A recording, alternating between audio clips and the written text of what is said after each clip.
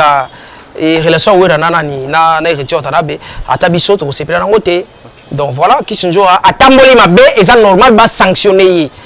Et moi je pense que tu vas même ko bengana yi.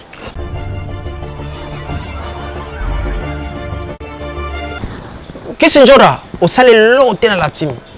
La team il y en a bénéficié. Mais ba poto aussi ba relation belé okuta na bateau reva na ba camarade mususu ba ya qualité yebo ke na rapoto te aux occasions okuta na bango.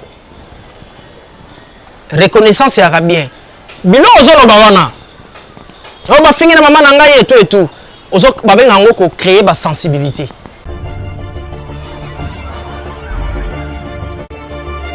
Vie. OK. Revue. C'est-à-dire honnêtement, moi quand on a passé Koufi. Ba Jim ba Thierry, ba Kei, c'était la mort. Pour nous a passé et revivre, c'était nous. Pour ne pas dire moi seul. Okay. On était beaucoup. Vous étiez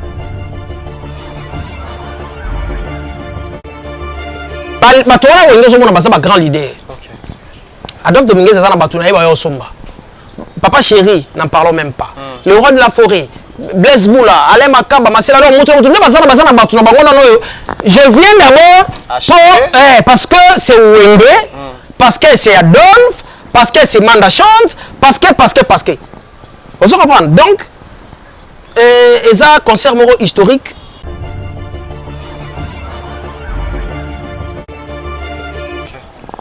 Premier événement, ils ont combat à Lina Foreman.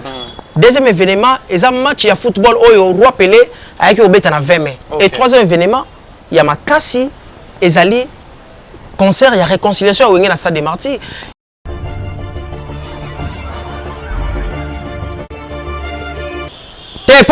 Bon, on a vu que l'héritier, moi, je suis à Bercy Bazongi. Mais qu'est-ce que c'est que les là?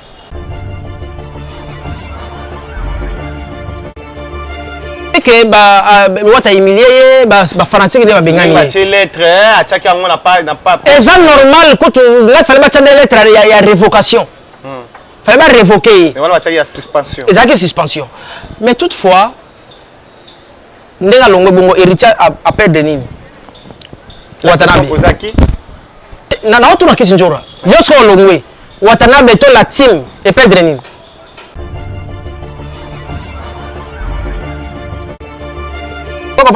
Donc Zakari Mwamba na garçon moko ngana ko yate c'est aussi non malheureusement autant que a combat Zakari Mwamba mais on m'a appris qu'ils étaient à deux. Avec qui? Je ne sais pas. On m'a appris que Bazaki mi balé. Mais déjà à niveau nanga ngai na Zakari nde au moins Zakari baba so abengani bango. Ngana na bivie. Zongi sa bango. Au moins na zongi si bango boulot.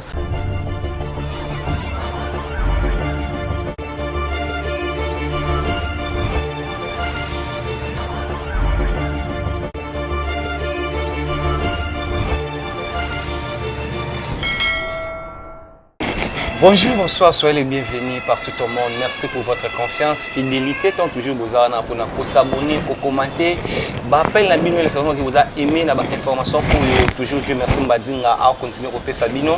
L'émission la bino 100% star na bigeton vous alarana vous a déjà vous cette la pour boebi national vous sur caméra c'est qu'il y a quelque chose à dire parce que biso to ya aussi il y a quelque chose à dire. Merci na bino nyos vous ana.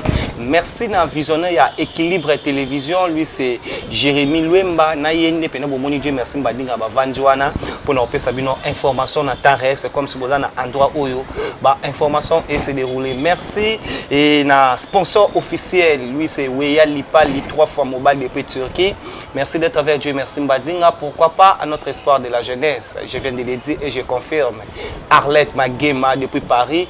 Merci d'être avec Dieu merci mbadinga et à Dinamo Kabemba la belle femme elle c'est la lionne. Si nous parlons de elle, on voit toujours de très une considération que nous avons.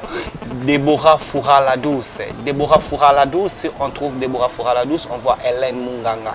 En tout cas, merci d'être avec Dieu, merci Mbadinga. Comme je viens de le dire, actualité nous oblige d'être avec lui aujourd'hui. Nous avons des matières à prendre. Jérémy Yoka, la voix de Kinshasa, comme Nengibisomoto Benga, pour sera lobby, au sentier qui est ma loba pas mais à la vibration. Merci beaucoup. Si nous avons même langage avec Montréal, on voit déjà notre invité d'aujourd'hui. Je viens de le dire, Jérémy Yoka. Vous avez déjà belé qui n'a pas annoncé, Jérémy Yoka, la voix de Kinshasa, comme Neto Benga Raye. Et ça l'ira bien. Si nous avons même langage avec Montréal, on voit déjà Jérémy Yoka, à qui j'ai dit bonjour, la voix de Kinshasa. Ouais, bonjour Nayope.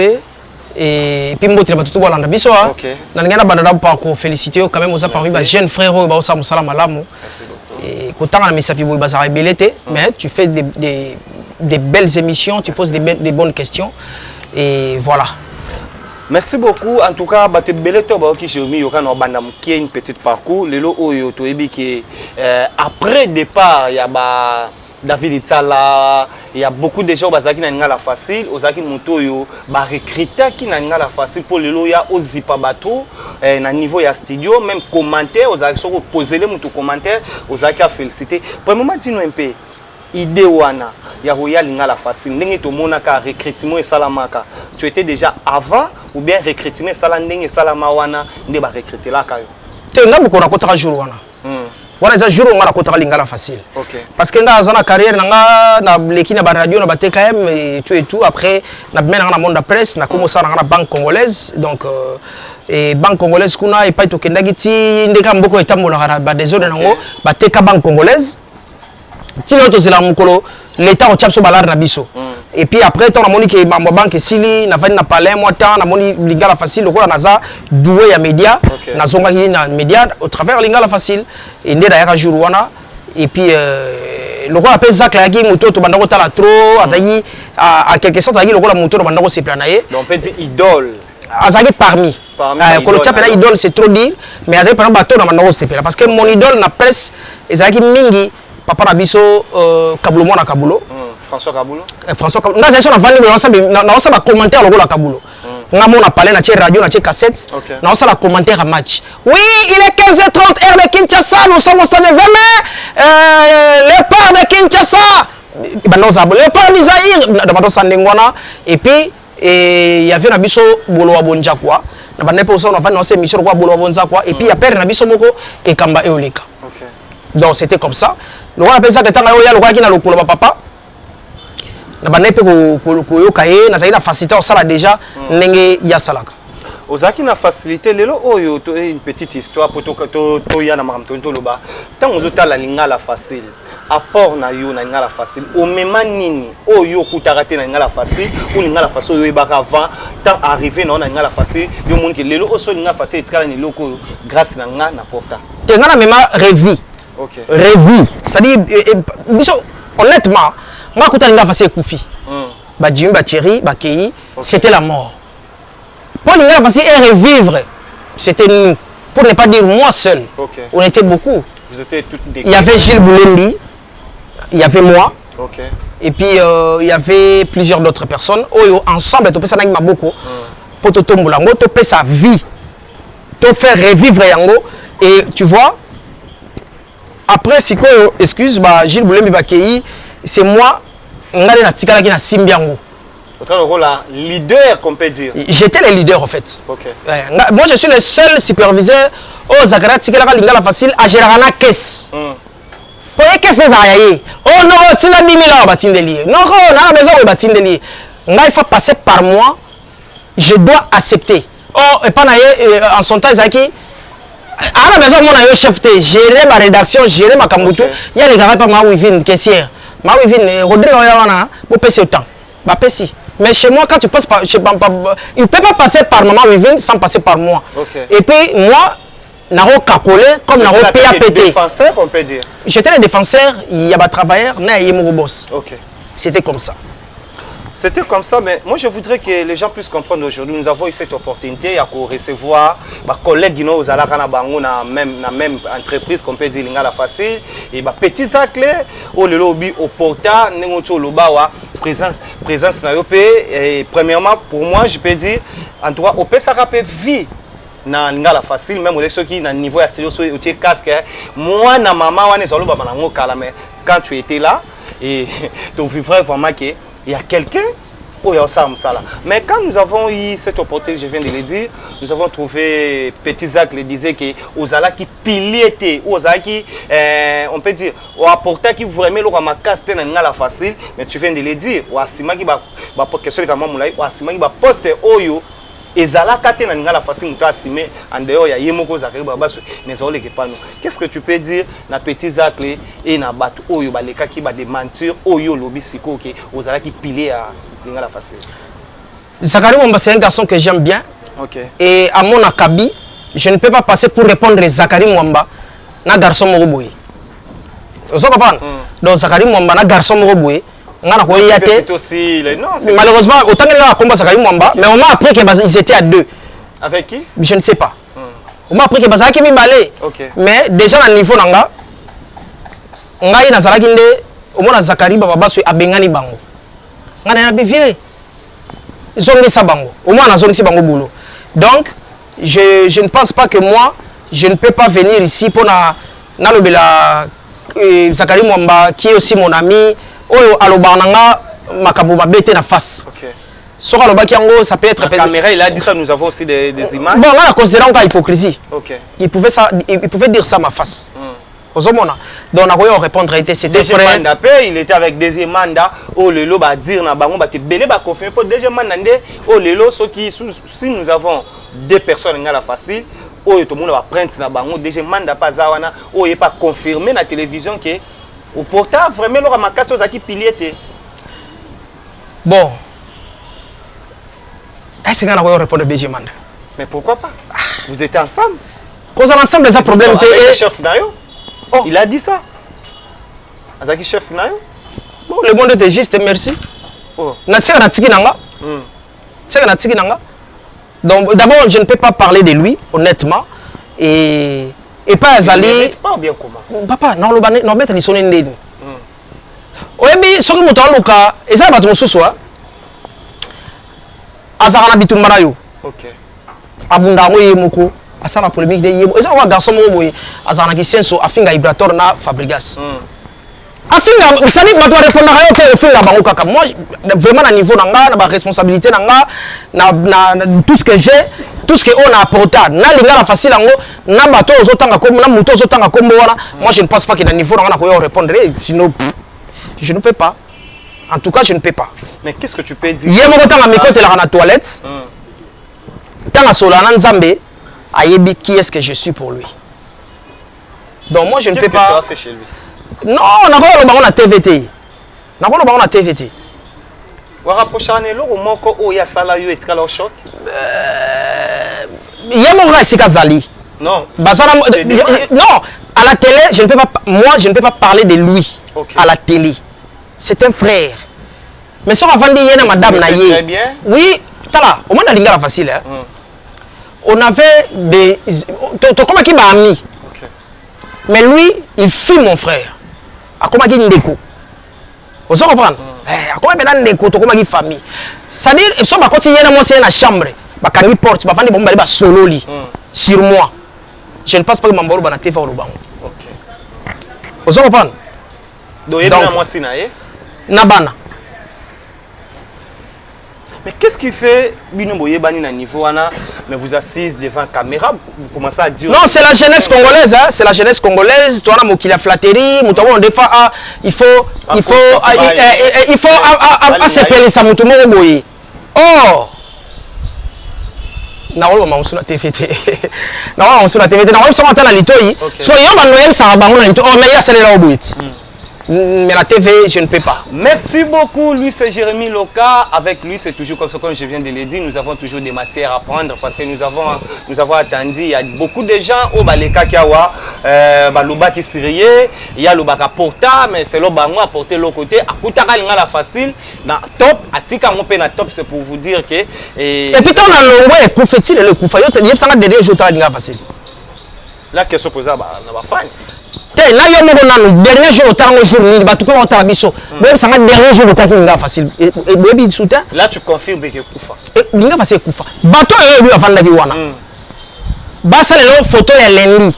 La rédaction il va facile. Ba benga bango. Oh, maintenant pour flatter. Pour flatter, Papa, on n'a pas le temps. On a boulot. On a une porte, une mur derrière. Pour la zone qui s'abonne. Non. Je suis à la limite des mesures le seul garçon. Si pas le seul, je suis parmi les rares garçons. Oyo, na gloire tout le monde pékaranga, na commis lettre d'émission. Na kenati. Oyo balongola ote? Na olongola. Balongola ndé ngam na simbagi makambo. Na comment lettre d'émission. Mais pourquoi tu avais fait ça? Makambo na bango. Ozaki chef, que je peux finir. Ozaki chef, Ozaki na confiance. Oyo.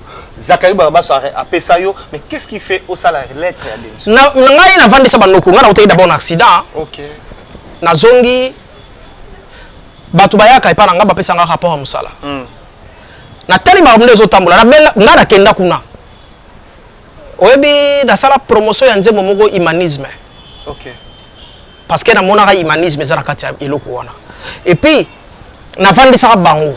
Nzembo moya nani? Ya Fally Ipupa. Ok. Humanisme bomoto bwaki wapi. Na santara humanisme koti na kati eloko. Ok. Na yebi sa bango boy. Collègue ino ya musala. Bon, ma collègue, déjà, moi, je défendais les gens qui ne m'aimaient pas. Ok. Bah, alors, c'est la face. Mais derrière toi, bah, ça qui est amour, amour vrai. Et, ngara lobaka, bilon se peut sans leçon. Ngara lingara facile et peut sans leçon. Réduction nombre d'amis. Ok.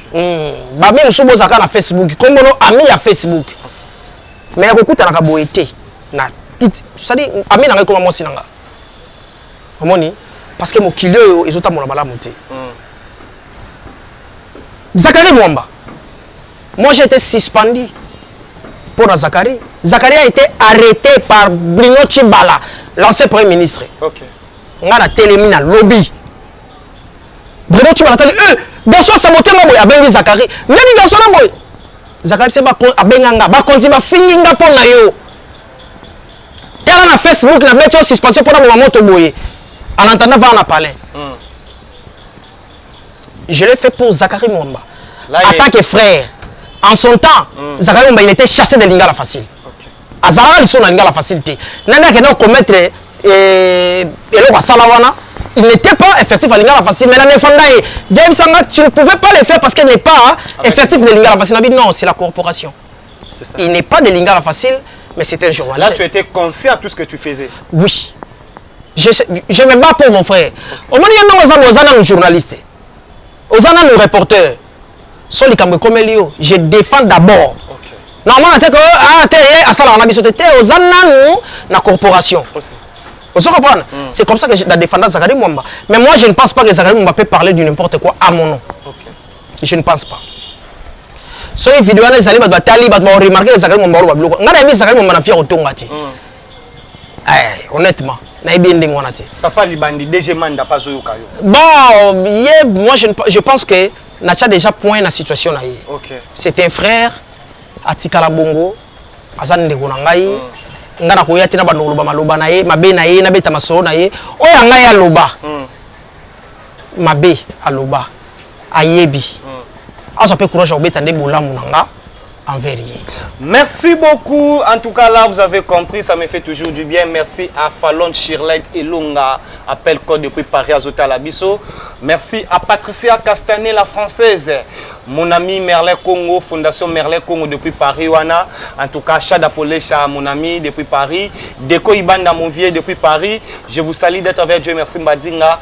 Pourquoi pas à Mama Blandine Osango. Blandine Osango. Blandine Osako. Fondation Écrine depuis Paris, je vous salue. Lelo oyo toko ta deuxième partie émission na biso, place au format to bay to mekempe au solana oza lelo journaliste qu'on peut dire en dehors d'être ce que tu es et ça biso bientôt ça peut point de vue na yo. Affaire il y a Latimi Wata na oza on peut dire ami ou camarade en dehors il y a entreprise à Latimi Wata ou eza Kisinzora. Parce que pourquoi j'ai dit en dehors à Latimi Wata ce qui totali na liste il y a ba agent il y a Latimi Wata to moni vraiment teke son excellence et Richard Watanabe a tia kombo ya Kisinzora la carte en tant que travailleur maza pire mutu na a ça la keba actualité c'est que nous appelons des informations après ça on a ndenge na ya libanda preuve Tant que misère ba juste suspension ba roleka sur la télévision té. À part Bercy moi l'année Retio Watanabe qui c'est toujours autorisé à roleka na émission. C'est ça, ça prouve aussi que as un membre définitif que il y a la team Iwata. Il y a une émission encore confrère dans Valdi Tambo où il y a film il y a Ken Piana ou tout ça là qui s'injora ba propos oyo qui s'injora atena qui devant Valdi Tambo ou devant ba fanatique partout au monde ba tali ba CPN na ngote ba lobi que a manqué son excellence ngama makana we ranson respect et ça là qui héritier Watanabe à suspendre premièrement pona qui s'injora ko ça la analyse il y a concert au Bétamé le 30 juin au biso ça yoto yebi que il y avait un problème au to ba qui y a liste il a interprété en télévision premièrement kota la arrangement il y a qui s'injora pour une émission wana. Qu'est-ce que tu peux dire à abonné na biso ou baotala ou partout au monde et dans la fanatique avant de côté la deuxième partie il y a Xtija Makas. Je vais faire baké azali électron liberté. Okay. Donc couleur a comment OK nango alinga même sa relation ya wera na héritier Watanabe or biso ali wala zo kenda eza kitoko te eza ko bebisa relation wera na nani na héritier Watanabe ata biso to sepela nango te. Donc voilà, qui sont à Tamboli Mabé, et ça normal va sanctionner. Et moi je pense que tu vas voir même que Benganaï. Mais non, c'est pas ça que son excellence Héritier Watanabe a fait. À suspendre, mais nous avons vu dans la page qui s'injora à Erokomaki à l'ongwe la team Iwata parce que Iwata a humilié à l'élivre même la télévision mon ami Martin à Elenga Congo. Oui, mais alors que Iwata humilié ba fanatique de ba bengani. Ba lettre à chaque on n'a pas et ça normal quand là fallait mettre des lettres il y a révocation. Fallait pas révoquer. Et voilà il y a suspension. Et ça que suspension. Mais toutefois ndega longo bongo héritier appel de nini. Watanabe. Ozaki. Na autre na kisinjora. Yo so longwe. Watanabe to la team et perdre nini. Na mukongono to bi musicien mo to. Ta se loté. Watale bima kuna. Hein? Watale bima kuna. Watale c'est quoi?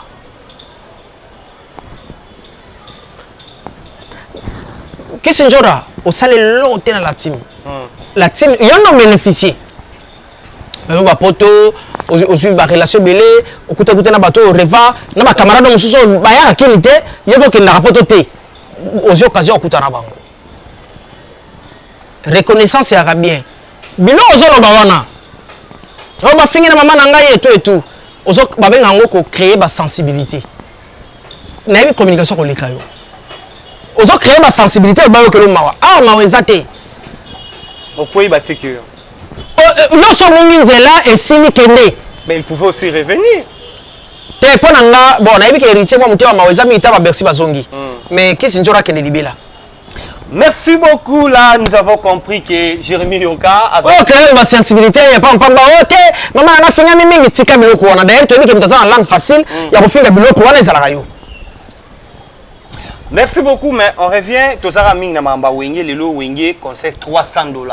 Baza Batali Bosso, comme on dit, mon ami Odile Manzaka, moi Sinzambe, Bakota VIP na stade de Marty, conseil $100, où est Zaki Bosso. Et nous avons vu aussi que $300, Lelo Babette na Pullman. Un mot pour Wenge, au Batwalubi, Baché cher. Lelo peut déjà conseil Rebetama. Lelo le 9, un mot pour Wenge, où Lelo Babi, qu'on est retourné pour $300 et belé. Tiens, $300 et belé, n'est pas na yo. Mais pour na yete 300 dollars belé pour nga mais pour na o wana te c'est ça ba tukutu ba naoli na bango za 500 ba pesa mbona na wende toi tu trouves que est voilà toi tu trouves que mutoloko là avec la chose à 300 dollars foutre à la porte rien donc il prend même 5 personnes 1500 après 1500 et puis na podium à sagani nango Batona wenge zo mona basa ba grand leader. OK. Adolphe Dominguez za na batona yeba yo somba. Papa chéri, n'en parlons même pas. Le roi de la forêt, Blaise Boula, Alain Makamba, Marcel alors moto na batona bango na no. Je viens d'abord parce que c'est Wenge, parce que c'est Adolphe, parce que c'est Manda chante, parce que vous comprenez. Donc ça concert moro historique événement. Là, on a Congo, comme le troisième événement, il y a tout. OK. Premier événement, et ça combat Alina Foreman. Deuxième événement, et un match de football au Roi Pelé avec Obeta na 20 mai. Et troisième événement, il y a Makassi et Zali concert il y a réconciliation à Wenge na stade des Martyrs. Et bah qu'est-ce que sur l'établi s'il y a concert il y a réconciliation à Wenge, il y a $300 pour la première fois Mboka concert le plus cher c'est $100. OK. Somme t'as débordé 150, tu vois même Mboka papa chéri, Mboka Kofi. Il y a 300 sikoyo. Bon ça c'est une invitation. Il y a pas mettre 300 €, ça c'est une invitation. OK. Ouais. Mais on peut pas de monsieur ba lobby qui est belé. T'es ndeko ngai. Et c'est belé. Pour na yo. Tala toi ba camarade musu beaucoup na nzira bo atindi ba bengo. Oh ndeni niko mutu ngai na la te atali kana karbo. To abendi bo mo la bo finana. Après au 500. Mais ana mbongo te. C'est pas ça ngo na wenge. Tu penses que écouter ni. OK. Ba tabongo ba c'est belé na kata mboka ba c'est belé. Et là, bateau déjà sont 9 billets. Alors, sur ma camarade, ma momie, au Bokende. Donc, ça, événement, mon nene, batambo, qui ça, va rosangate. Nous sommes arrivés précisément à la fin, une petite dernière message. Oh, on a passage, on a 100% stable, baté belé, bamono, c'est la toute première fois. Et un mois pour na bango, na ebi, bon, mais ça n'a déjà, calamité, bon, compagne de token, na makambo. Un mois pour na bango. Moi, ils allaient rester branchés, bah, on va s'abonner, tous les gars par ça, s'abonner, non, nous allons, on a pas tout, nous allons. Et puis, musique, na biso des autres tambola. Na bandi, musique, elle est en tambola na polémique. Mais polémique, on va mettre bongi sango. Tout met bongi sango. Réciproque. Ouais, réciprocité. On va passer à Zuya. Et c'est la réciproque à Luki Baloba. Oui, non, on dit réciprocité. OK. Il y a bongi ça, et ça dit du genre que. Les autorisés, on peut dire. Polémique, ils sont autorisés.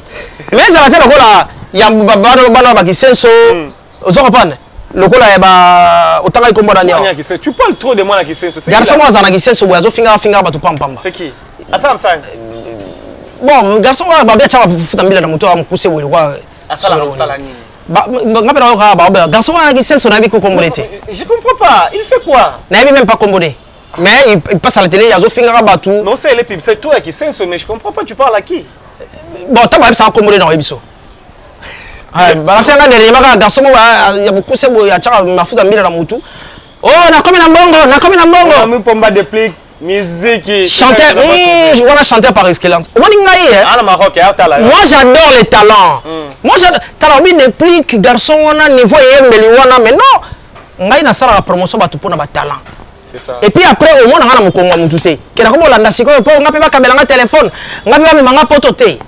Moi, j'ai fait la promotion de la culture parce qu'en fait, c'est pas moi qui vis, c'est la culture qui vit en moi. Mon tour à tambo cette culture, ma belle, to kutani. Au tambo c'est bien, to développer bien. Merci beaucoup, ma dédicace, on a contact. Mingi junior ngimbi.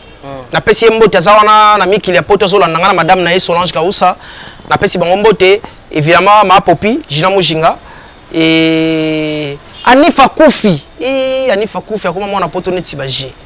Anifa Koufi na pesi mbote et batunanga tu na pesi mbote ngali ngana mabanga trop penate mais na pesi batunanga tu mbote bo landa ngai contact na yo c'est plus 243 89 52 40 450 so bate belé minute ba vanjwana ba otala yo minute na France wana Babi, ceux qui m'bading à Sanya ont été que l'introduction à Isaac qui était.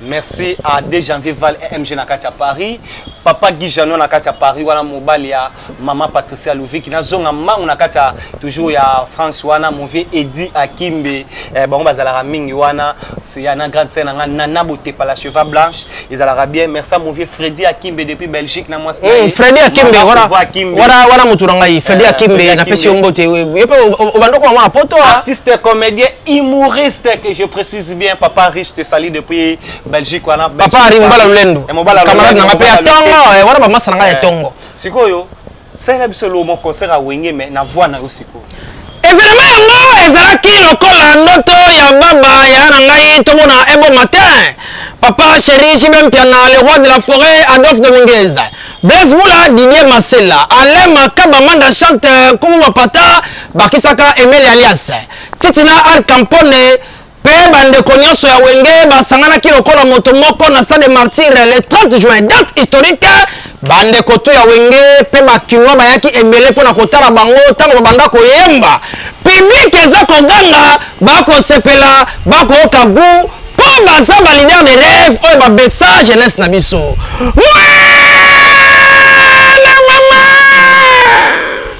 Wenge etikali kaka orchestre ya référence un peu meilleur orchestre de l'histoire de la musique mondiale pour ata Michael Jackson orchestre Outa et ça mamba boyete et Okani.